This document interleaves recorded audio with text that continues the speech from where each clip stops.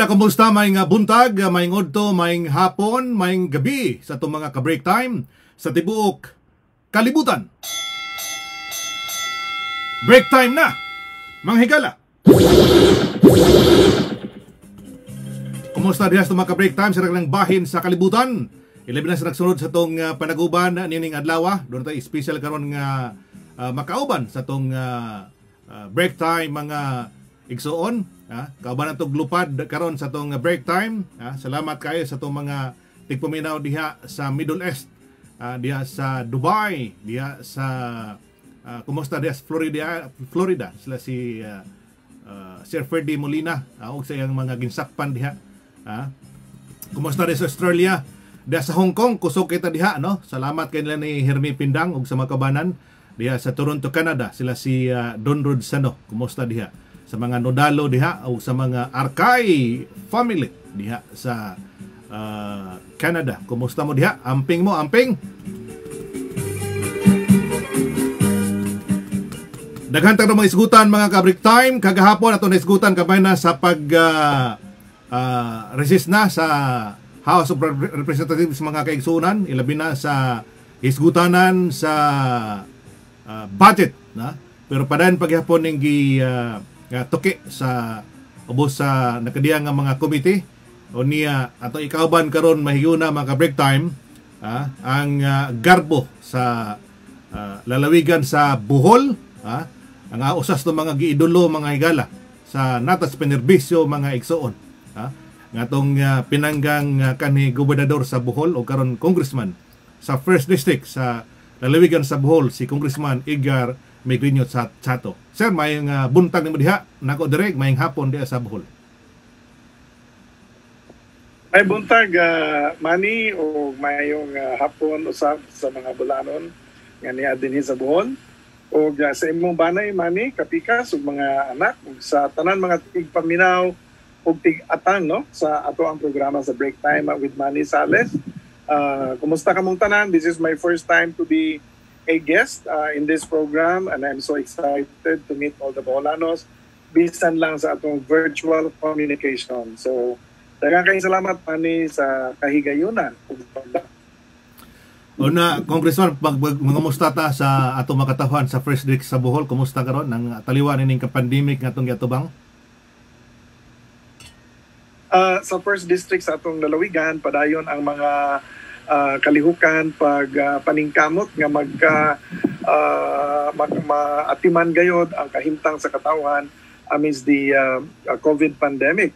O target man yun ato man yung damgo nga kung mahimo ang mga kalungsuran o mga barangay malibre sa mga problema pero dili malikayan kay naa may mga silingan ato mga probinsya usab bisan sa kauluhan nga naay mga COVID cases dinhi sa atong lalawigan usab including the 1st District dili sad malikayan nga naa gayod, no? So our target is always zero COVID. When you say zero COVID, that's a target, that's a dream, that's a hope, that's an aspiration. Pero sa ato ng pagkasulti dili pod malikayan yun ang pagsulod sa maong virus like karon ang major nga gibantayan usa sa mga lungsod sa 1st District, mga lungsod sa Tubigon. So Mayor William How is giving all his best in coordination with the provincial government led by Governor Artiap, Vice Governor Rene, ug sa atong mga mayores sa nalaing mga lungsod. Dili lang sa 1st District, kundi sa atong tibuok lalawigan sa Bohol. Atong balikan ning bahin sa problema sa pandemic karon sa atong lalawigan sa Bohol, daghang nagpaabot og unsa gitibok tinuod nga istorya bahin ning mga panghitabo karon sa Kongreso. Ilabi na kagahapong adlaw opisyal na nga gihimo ang recess, no, sa Congress. Natumilabay mga semana busy kaayo mo, no, sa pagtuki ining budgeting for 2021, Congressman Chato. Unsa nay mga updates karon sa Congress in terms of sa atong para sa First District sa lalawigan sa Bohol? Unon ka mga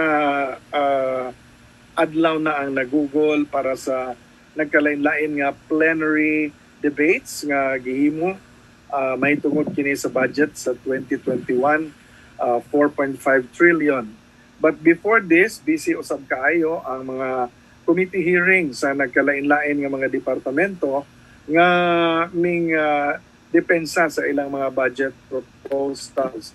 As we all know, ang budgeting process sa atong nasod magagikan sa executive department sa buhatan sa atong presidente, pinaagi usab sa Department of Budget and Management, and then it goes down to the different departments. Unya ang mga departamento mausad ang gigikanan sa mga proposals tukion kini sa Kongreso.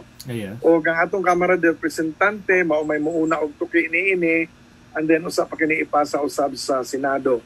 Ang target money nga mahuman ang budget for approval before the end of December aron dili mabalik tong nahitabo sa previous year katong gitawag og reenacted budget. Away ang approval sa previous year busa pagtungtong na sa first quarter of 2020, reenacted budget ang nahitabo. So this time, we hopefully would be able to approve this in Congress so that the President can sign it into law before the end of this year.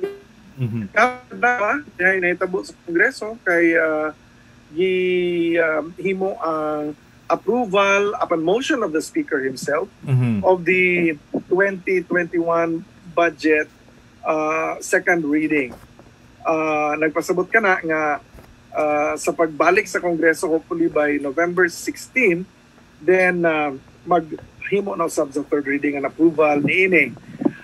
Nahibaluman ta based on our reports and international news nga doon na say kasikas diri sa House of Representatives may tungod sa atong speakership, no? So pero gusto sa mga congressman usab nga dili maapektuhan ang budget. So as the Speaker has assured gahapon sa iyang speech nga ipasalig niya nga by the time nga ma-return ang Congress into session after the suspension of the congressional sessions hearings, maaprubahan yun ang budget and time for the Senate also to take it up. Karon ang Senado nagsige nag-committee hearings. But under the rules, they can start only their plenary hearings once they receive also the approved budget version of the House. Pero ang kitibuk ang katong proposed budget is 4 point something trillion pesos. Yes, possibly pa kaning mataas pa ni trillion pesos para na sa 2021 money. O mausad na ang budget nga gitawag na to og recovery budget kay mo-address ni siya sa post-COVID activities both for social protection services sa mga tao as an effect of the crisis, an effect sa displaced nga trabaho, negosyo, uban pa sa COVID pandemic o ani sa magasugod ang gitawag og recovery sa atong nasod nga Pilipinhon. Problematic jutay ang ekonomiya sa atong nasod, dili lang jutay, dako ang problema tungod kay sa tuig 2020 gigasto man ang pundo para sa atong mga development programs, gi-realign kini by authority o Bayanihan 1 nga matagaan og gahom ang presidente nga mogamit sa pundo even those already appropriated for 2020 nga emergency gamiton sa response sa COVID. Mao na nga some of the delayed programs and projects of 2020 give forward sa na diri sa budget sa 2021. So challenging kaayo ang pagpahiluna sa budget for 2021 kay sa ako nagisulti social protection as well as recovery priority recovery efforts have to be funded. Unya labi na aning economic slowdown karon epekto sa pandemic dili lang sa Pilipinas kundi globally sa dinabutan. Importante ang gobyerno nga mubutang gyud og pondo because as of this time it's only government spending that can stimulate the economy.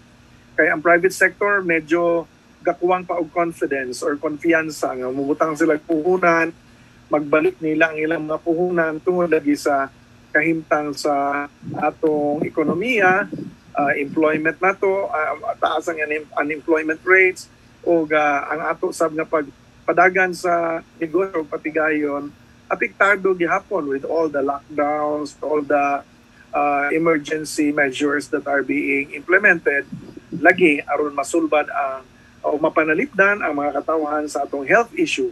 So ang atong primary responsibility karon mani nagbutang sa health issue sa pandemic sa coronavirus. But at the same time, we have to face squarely and boldly the issue of economic recovery. So mao na ang situation karon in relation to the budget for 2021. Pero sa Bayanihan 1 and 2, pilay na budget to para ni Congressman? Dili ko kayo makahinumdum na sa mga figures, 200 plus billion akatong Bayanihan 1, unya mga 165 billion ang Bayanihan 2. Pero ang dako nga diferensya sa duha, ang Bayanihan 1 was more on social protection. Wala pa kaayo to mga suporta sa mga negosyo o patigayon.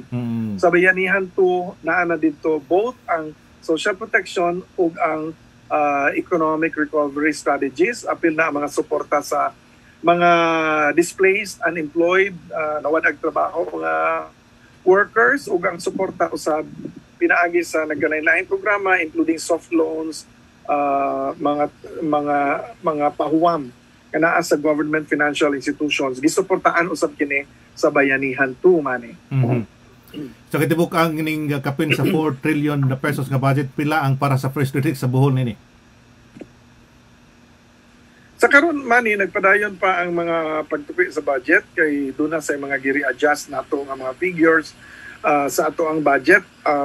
Pero ubay-ubay ang atong mga proyekto din sa atong first district kay doon naman tayo mga proyekto mani nga carry over sa previous usab nga tuig kana panalitang 2.3 billion nga pondo sa atong Galyares Hospital karon ang tuiga sa 2021 magasto after the bidding nga gihimo karon ana sa lungsod sa Cortes ang maong hospital itukod unya naa sad tay Hall of Justice nga pagatukuron dinhi sa Banat-i Hill ganiha lang naghimo tag konferensya para sa uban sa DPWH kuyog ni Governor Artiap kay atong siguro nga mahilo na usab for 2021 ang pundo para sa cultural hub sa atong Region 7 nga anhi sa atong lalawigan sa Bohol ana gihapon sa atong Banat-i Hill. So apil na niini ang karsada nga atong giistoryahan ganiha should have two-way traffic lane nga agian unya naay mga bicycle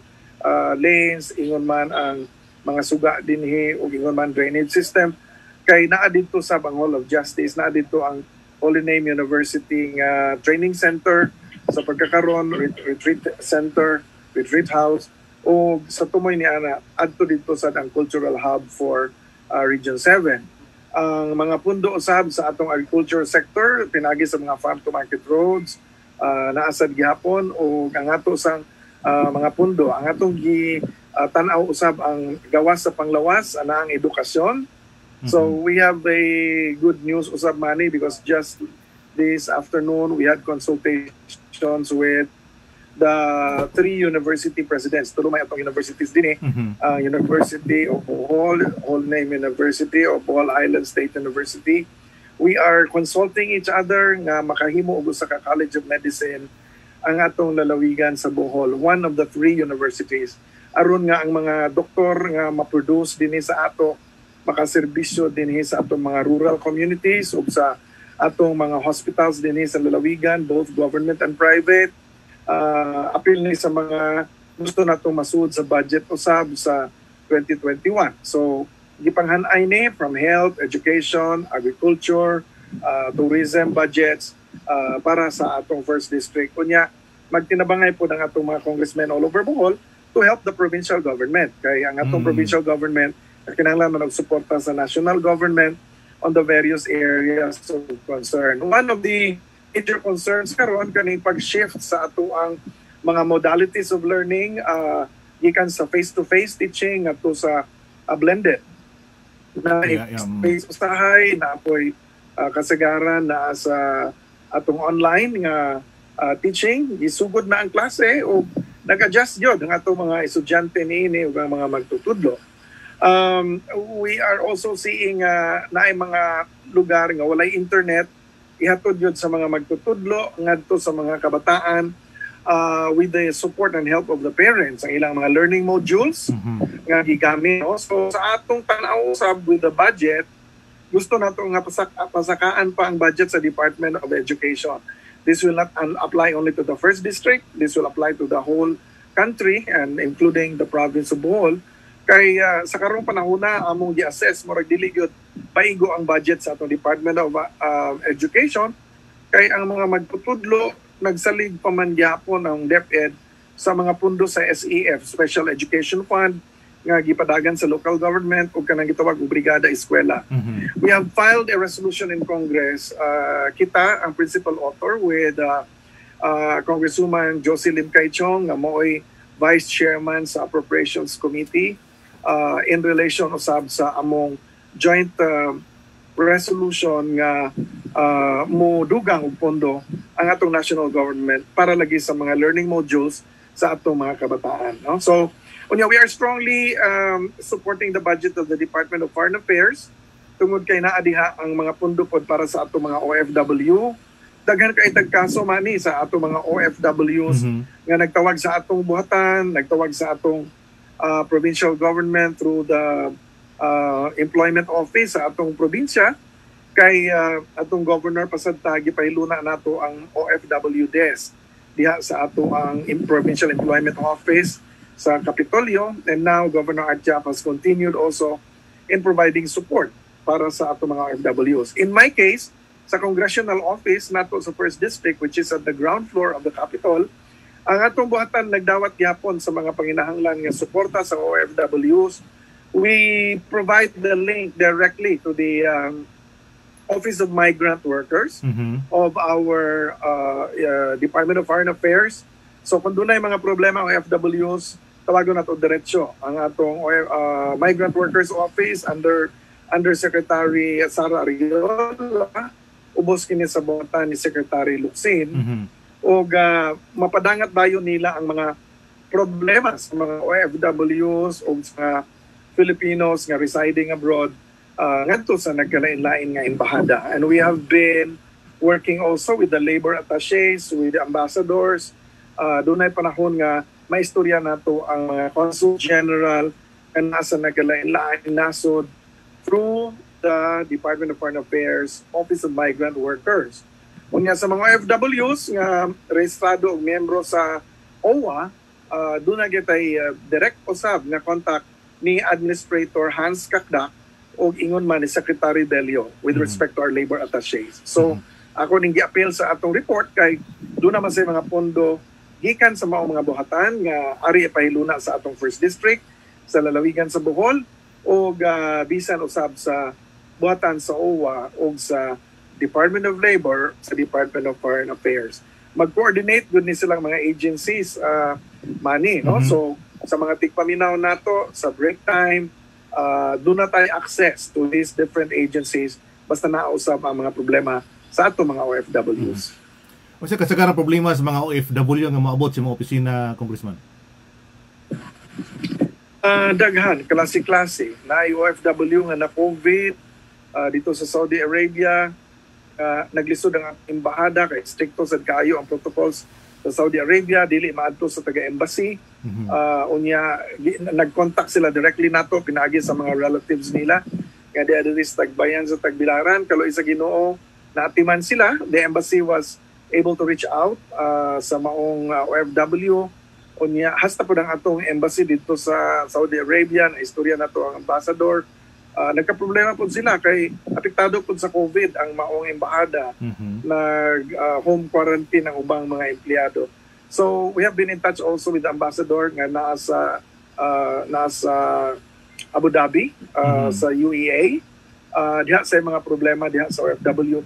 Napatay mga pending OFWs for transport of deceased OFWs nga bisan og dili COVID related, moabot nato ang problema. Napatay problema sa usa ka OFW sa Dubai nga namatay din ha, unya wa pa ma-ship ang iyang remains. Unya instead of ang atong gihanyo was dadon ang patayng lawas nga body gazod remains, pero atong gipa-investigate kay ang iyang host locality gi-cremate siya. So we're asking the embassy to have this investigated. So in terms of in cases nga doon ay mga maltreatment silang mga amo, inod sukat pa manas miagi ang imo opisina sa Kapitolyo nagtubag naman ini. Pila na ka mga kaso ining maltreatment ninyong natubag, Congressman? Sa mga OFW. Ubay-ubay na kaayo Manny. Sa unang panahon si Rene Rial o si Vilma Yurong sa Office of the Governor, katong Governor Pata, nakalinyada gyud nila tong every case, no? Kadto man mo atong primary office sa pagkakaron kay naman dito ang atong BEPO, Bohol Employment and Placement Office. Sa atong buhatan gi-record sad nato ang mga moagi sa atong buhatan. Okay. Unya mag-coordinate mi sa atong Office of the Governor, labi na ang BEPO. Sa atong buhatan si Attorney Abel de Valerio o si Leia Sumampong mao ang nag-in-charge sa may tungod ni mga OFWs. Diha tay kaso lately Manny, no, nga natabangan usab katong OFW sa Sweden nga nagkaroon ng problema sa treatment, ingon ana, pero na-resolve na to. I think there was an amicable understanding and settlement sa iyasad nga partner, kanila usahay domestic violence, mahitabo, mga lugar nga residente na sa laing dapit ang atong mga bulanon nga kaigsuunan. Kung dunay mga problema, whether they're OFWs or they are permanent residents, gikan sa Bohol, basta na ay mga problema, they always look back to home for help, hasta sa ilang mga ginikanan. Ganiya din sa o mga igsuon, ganiya sa atong lalawigan. So, ang mahitabo, ari sa gyapon mo sangko sa atong mga buhatan sa Kapitolyo, aron matagano pagtagad, and we reach out to the embassies pinagi sa atong Department of Foreign Affairs or OWA or DOE. So sa para sa mga listeners karon sa mga break time karon ilabi na sa mga OFW, do may mga concerned sa inyong mga paryente, pwede mo bisita sa opisina ni Congressman Edgar Sato o sa Kapitolyo. Yes, nasa ground floor sa atong bag-ong Kapitolyo ang atong opisina sa ground floor, first floor. Unya mahimo sad nga mo poda og email sila Manny kay mas dali sab nato nga ma-respond ug naa man gali mga problema. Ang atong email address is edchato@yahoo.com. Right. Kining sa mga nanguli karon Congressman nga mga OFW, doon na may certain mga programs nga gipahaom sa atong gobyerno para nini labi na katong mga grant funds para sa mga mupauli aron sa maka kung di na sila gusto mo balik kay sa manarbaho sa gawas sa nasod, doon na sila himuon nga pamagi pangkabuhayan. Sa first district pila na ninyo natagaan ni sir? Wa ko magdala og record karon kay kaning wala man ta sa opisina, pero ubay-ubay na sad ang mga tabangan sa atong opisina pinaagi sa Department of Labor para sa mga programa sa ato ang mga displaced workers. Apil ni ana ang special programs for OFW. Dinhi sab sa bayanihan to na pondo nga gihatag usab sa Department of Labor para gyapon sa OFWs. Gawa sa AKAP program. Itong AKAP program was a social protection program sa atong mga OFWs nga naagapon sa Department of Labor. Ang usa sa mga importante kaayo nga bahin mao ang reintegration sa ato mga OFWs. Either panarbaho nga niya dinhi sa ato para sa wa kalarga og balik, or giabrihan sa ang kaygayunan nga makabalik sila dito sa laing dapit kung hain sila nagagikan, pero siguroon sa gobyerno nga doon na sila employment dito. Maunay mga kaso nga gitugutan ang paggawas sa Pilipinas basta doon ay klaro nga employment sila sa gawas. Tapos maayong nga programa. Kining mga budget para sa atong probinsya sa Bohol o di lang sa first district o sa manggos gika balakan karon sa kadaghanan ining kagulian karon sa speakership diha sa Kamara. Sa gayon nga dunay lahi nga mahitabo inig balik ninyo sa sesyon. Di ka mapiktuhan ang atong mga pundo ni para sa mga district? Mao ni gingon Manny nga karong mga panahon na ang mga congressmen nagbantay gud sa ilang tagsa-tagsa ka mga distrito mahitungod sa mga proyekto nga nahanay para sa budget 2021.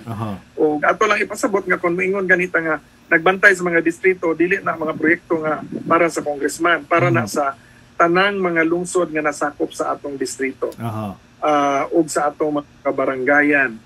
Ato ra nang gi-emphasize kay usahay sa news ingon nga allocation para sa first district magtuo ang uban nga that is in control of the congressman, ang control niya na tuwa sa mga departamento, sa atong mga national government agencies, ang mga pundo di pailuna o dili gani tuwa sa mga local government units.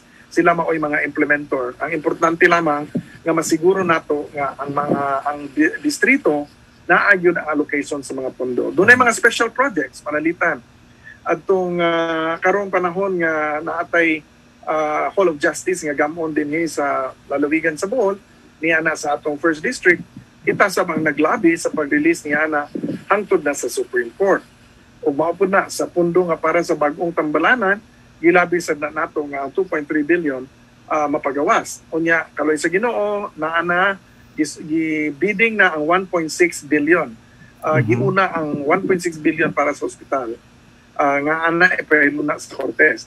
Kuanay labot sa 555 million nga ongoing hospital expansion sa Galeares Hospital nga naa sa Tagbilaran. Kung kaning maong hospital, phase 1 na humana, unya ang phase 2 niini atong gi-appeal sa discussion with the university president o ni Dr. Mutia Macuno sa hospital on a possibility nga magamit kini para sa College of Medicine ng phase 2 nga atong pagabuksan kay sa doon na may balaod nga gipanday kanang gitawag og Doctors para sa Bayan program unya naa diha may sud ang mga ang mandato ng state universities at least one sa kada region na agyod na ay College of Medicine nga funded by the state. So mao ni ang atong giapas sa ato ang lalawigan sa Bohol nga ang atong Bohol Island State University makahimo og College of Medicine unya ang atong mga private colleges and universities maoy mga feeder schools para sa pre-med courses no pre-medicine courses nga ma-offer. So puro ni sila mga nagkinahanglan og budget mga bantayuno ni kanunay nga mahiluna yod and we are just happy also nga ang atong House of Representatives, including our friends in the Senate, naa sila. Andam po nga mutabang sa atong pagpahiluna sa mga budget. Kunya naapot tay bridge, no? Na connector bridge pa doon sa Panglao. Gisugda naman ang ongoing ang trabaho da mani sa sungkulan sa itawag natong interchange. Kanabit ang magkutskuros nga kalsada. Okay.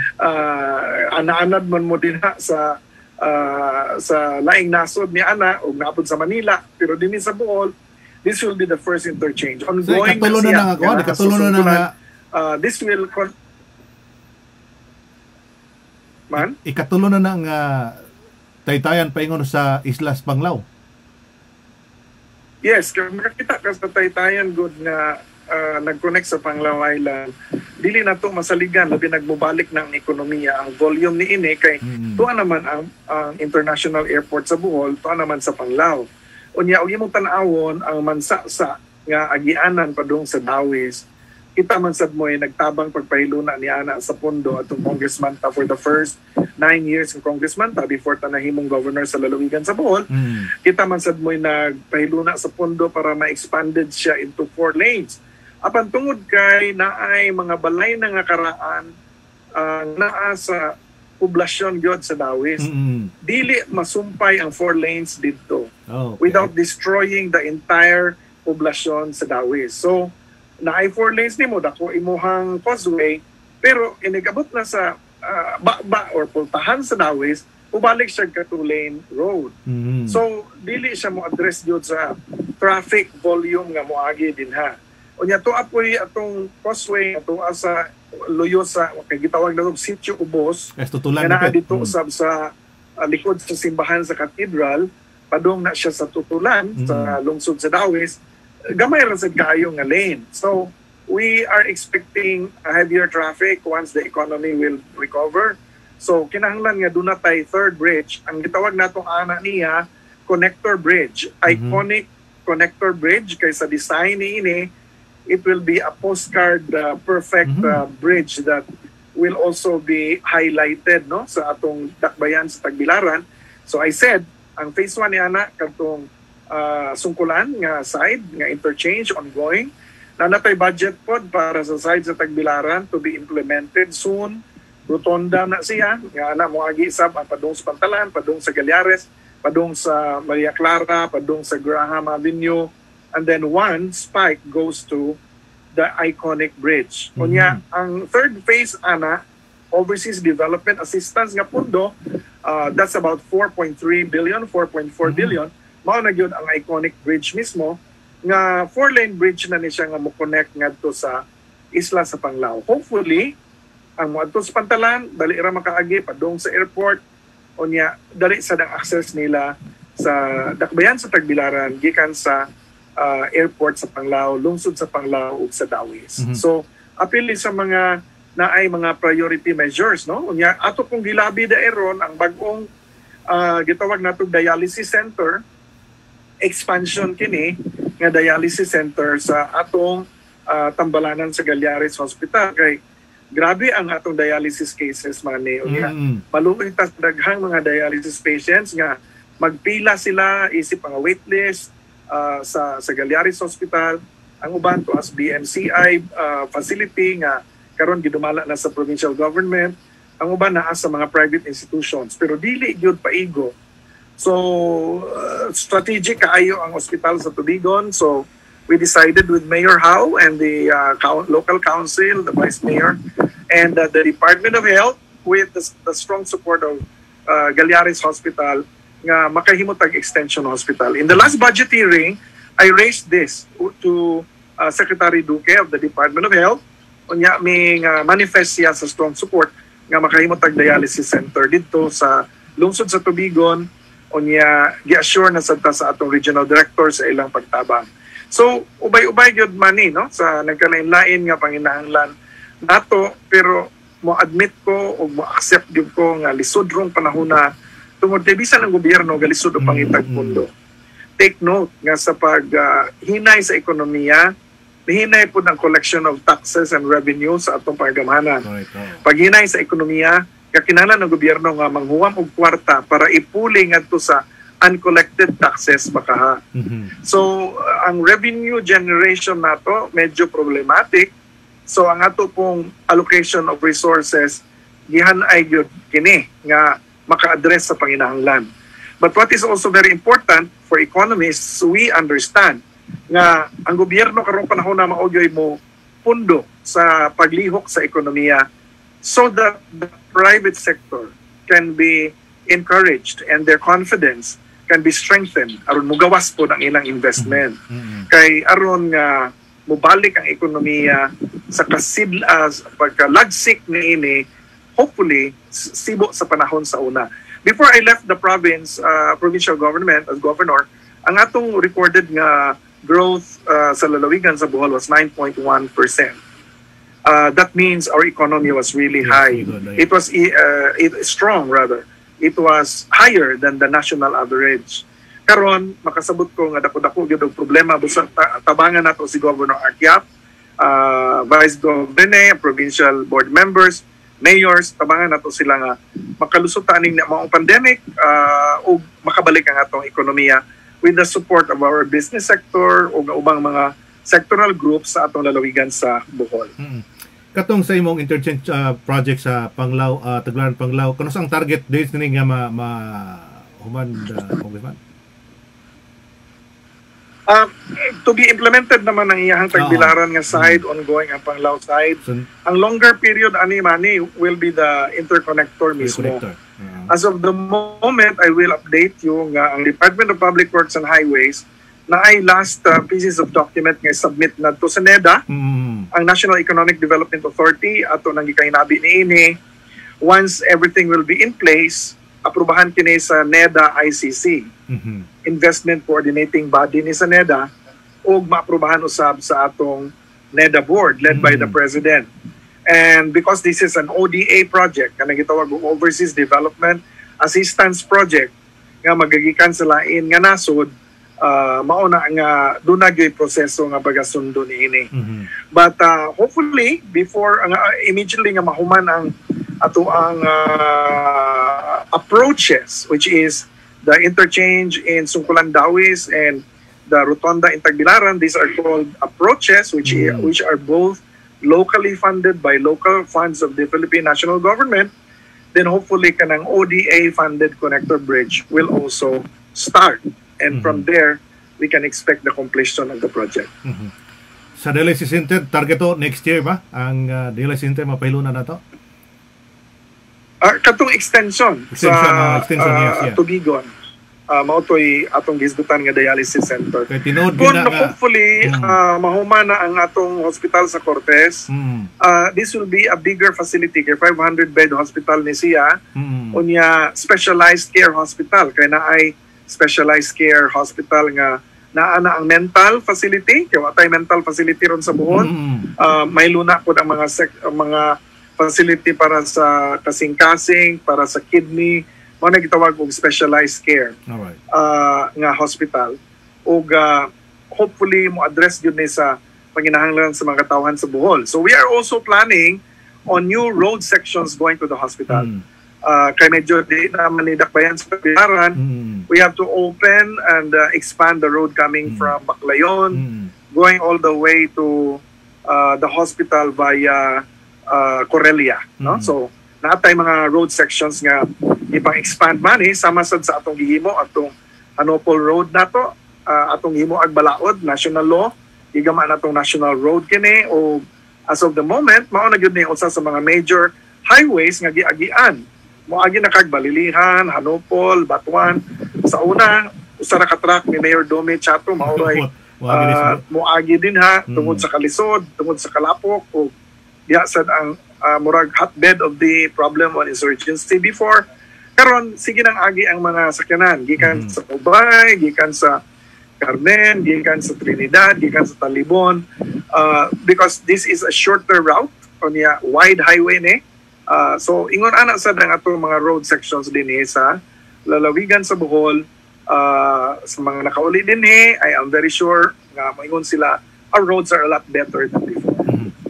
Doon ay mga nagaging mga concern sa itong mga katauhan. Mas may na ito nasgutan bahay nining dialysis center nga itong mapahiluna extension there sa First District. Doon na ba'y particular program ang government sa paghatag o kining bang libreng serbisyo sa mga nagpa-dialysis? Kaya pagkaroon mo ko sa labing mahal nga maintenance para sa itong mga katauhan niya. Mauni ang kanunay namong gisgutan Manny diri sa Kongreso. Every time nga na ang Department of Health, na ang PhilHealth, amo nang balik-balik o pahinumdom nga dili paigo ang ilang number of days nga maserbisyuhan or number of dialysis services nga mahatag under the PhilHealth.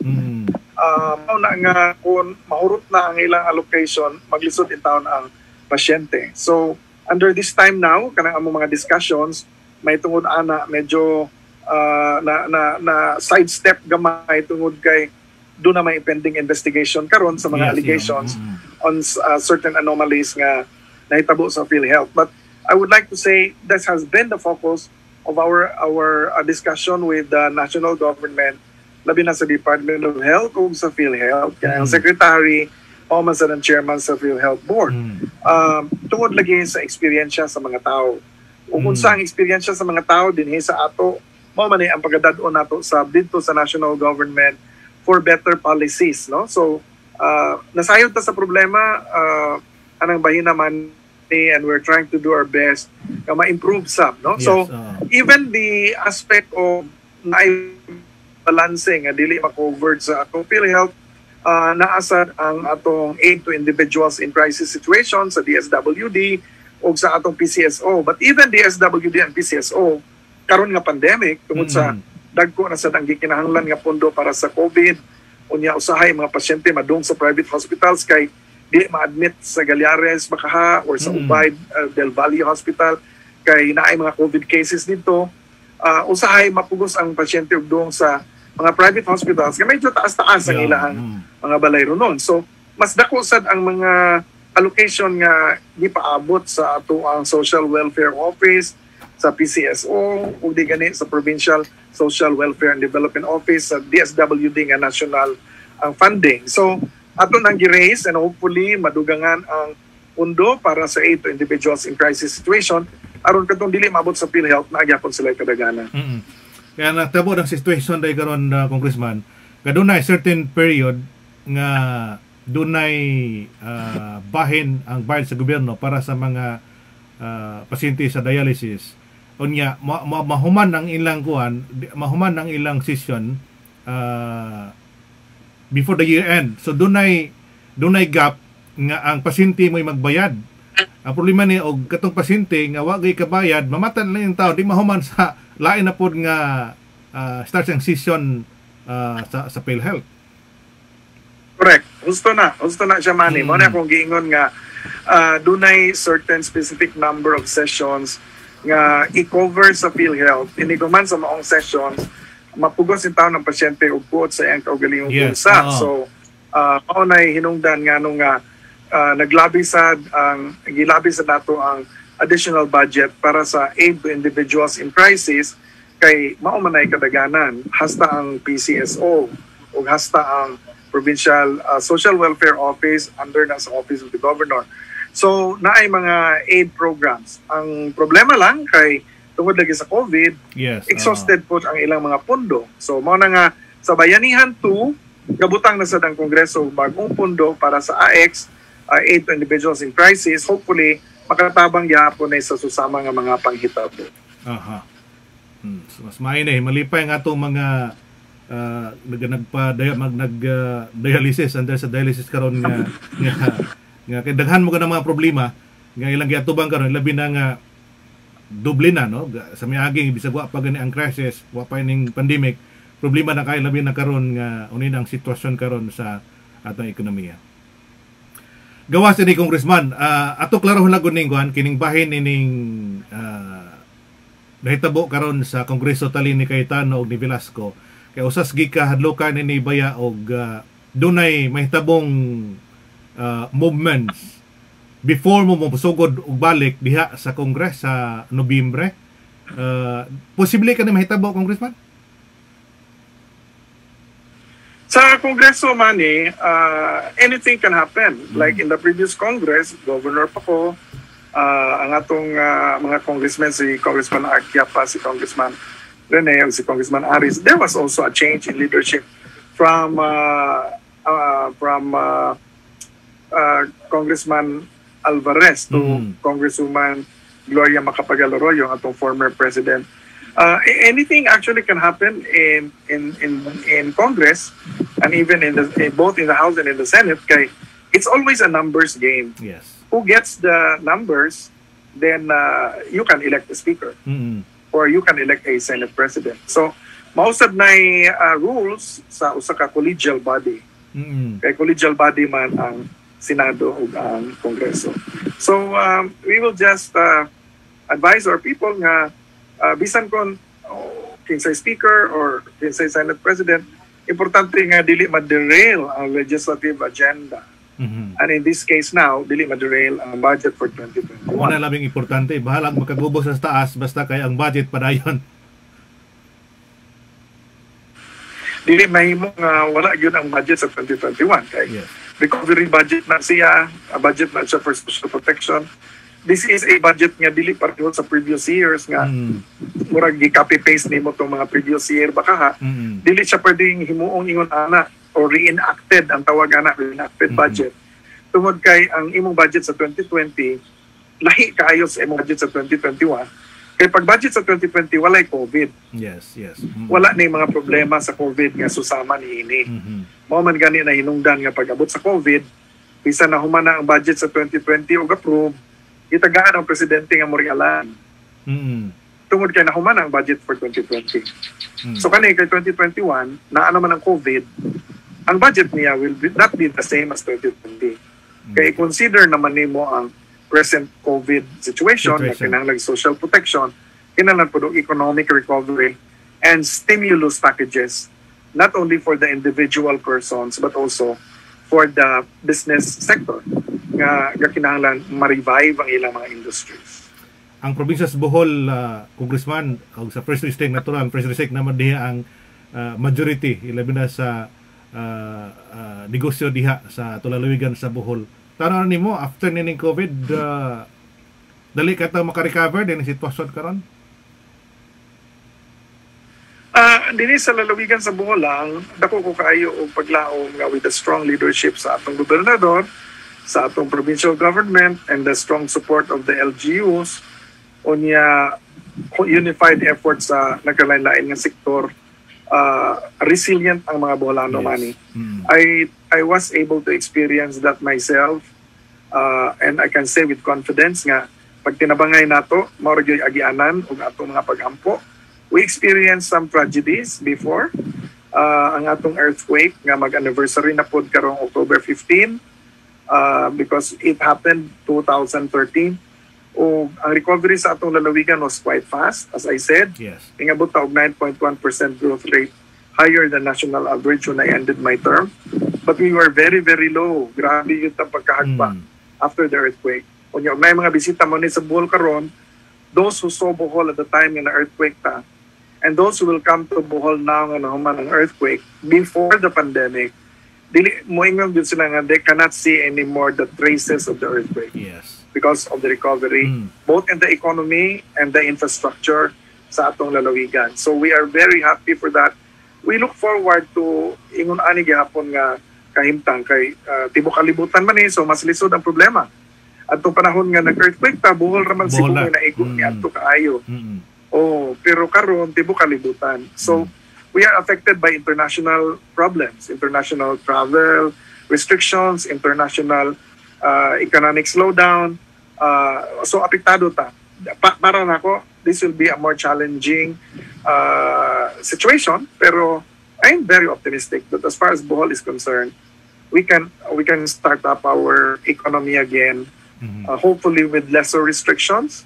Unya kanunay ko magpahinumdom, let us learn to live under the new normal with or without the vaccine. We have to face life as it is. So we should not be cowed by the fears. Kana sige lang tagkadlok. Because having fear always in our mind will be the first major problem that we have to address.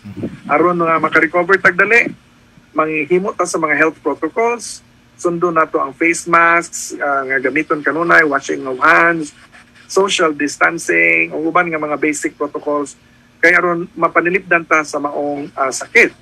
But we have to live with the fact nga posible nga naagyapon jud ang COVID sa 2021. O ano sa ang vaccine, we don't know.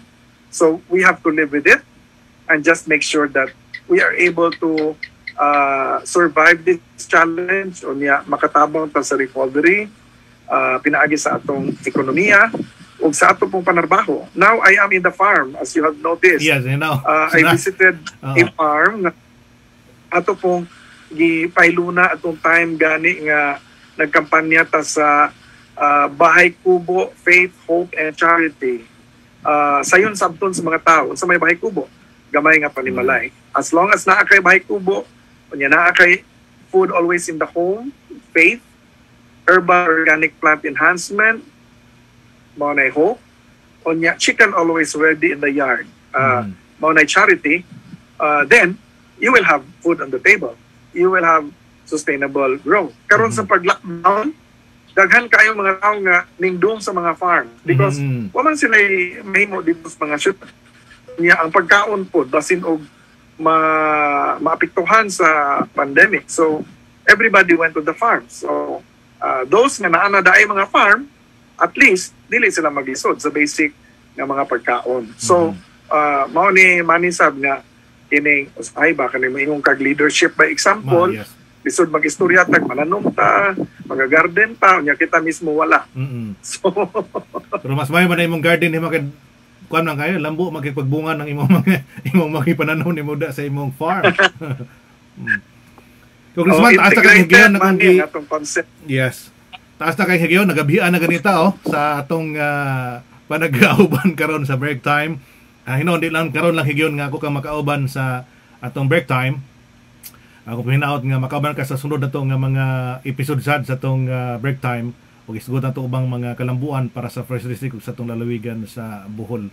Niya nindot ka nimong sitwasyon diha kay nakas farm na madungog nimo ng mga tingog sa mga langgam ug mga mga tingog sa squirrel na diha. Mga mangloy. Mga mangloy. Salamat kayo Congressman sa imong higyon nga gihatag na karon. Siguro sa sunod ka nandito magabian aron mas maayo. Salamat kayo, Manny, o sa itong programa. Congratulations. So, regards to your family o sa tanang mga tigpaminaw sa break time ni Manny Sales. Akong mga pagbaya kaninyong tanan o panghinaot nga nakamo sa maayong mga kahimtang o atong padayunon ang atong mga pagkukabildo. Dili lang karon, kundi sa maabot sa mga adlaw. Kaya salamat. O dinhi sa Pilipinas, maayong gabi dinha sa inyo ha. Gawa sa panasod, maayong buntag, maayong udto. Salamat kay Congressman Edgar Chato sa First District to Lalawigan. Salamat kay sir. Thank you, Manny. Salamat kayo. Si Congressman Edgar Chato mahigla sa First District to Lalawigan sa Bohol. Liman ka na doon ay mga bagong mga katikaran kalambuan mahigla pa sa lalawigan sa Bohol mga igsoon. Uy, kuya to na. Skangilngiga kayo. Otoy kinakugihanan. Otoy kinakugihan opisyal sa atong lalawigan mga higala. Sukat pa ni sa na mayor sa balilihan mga igsoon.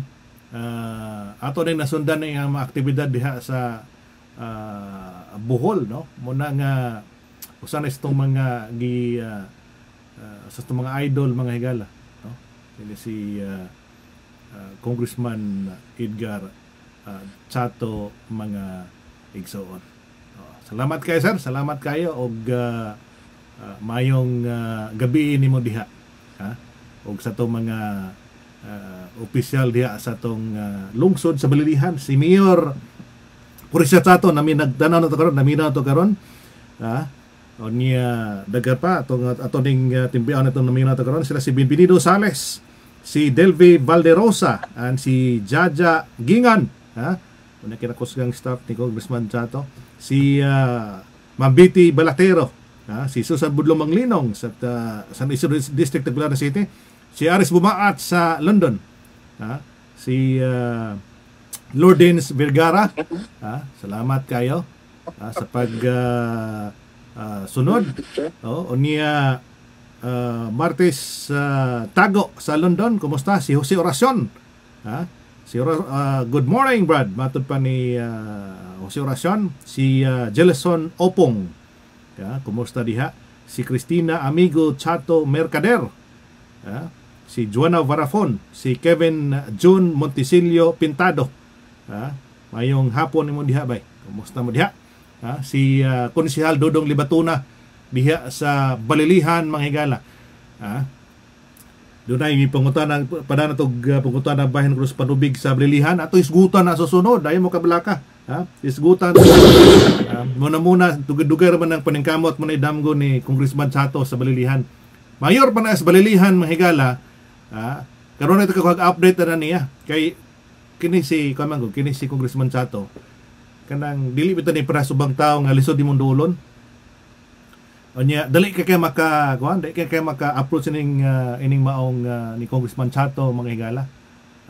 Mo nang sa tong giidolo nga opisyal diha sa action man gyud Congressman. Lan nahitabo adtong linog sa Bohol mga igsuon. Sa iya man tong panahon pero tanaw nimo baya mga higala ang nahitabo karon sa Bohol murag di nakakaingon ba nga naagi din niagi dako-dako nga trahedya ba mga higala. Ang atong usama na mo ko ding atong break time mga igsoon alas 10:45 buntag sa atong naimutangan nining adlaw nga Miyerkules, Pizza City sa buwan sa Oktubre.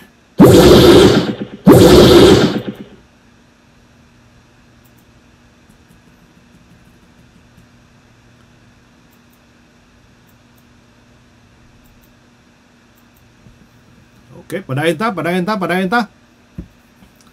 Pero hapit na mahuman ang atong oras may galas tong break time.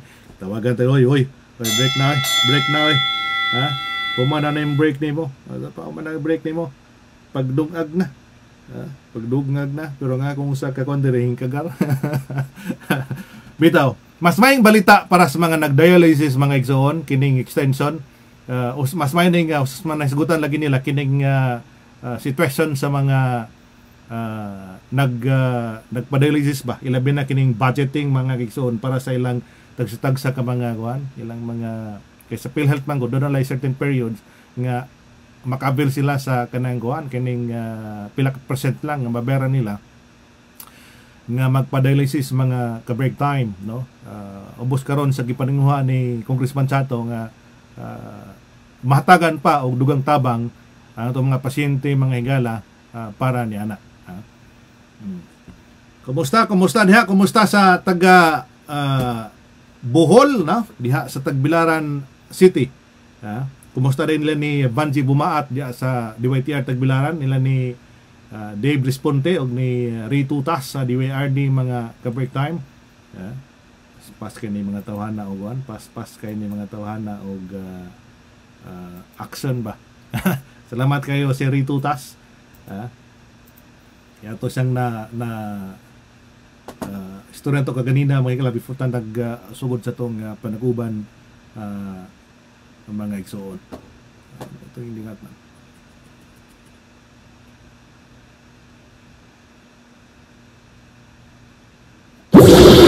Wala dia. Okay. Salamat kayo sa mga nagsunod tong panaguban atong Osborne mga ka-break time mayong buntag, mayong udto, mayong hapon. Sumpay sa gingon ni Congressman Edgar Chato atong sundon sa kapatuman sa gobyerno.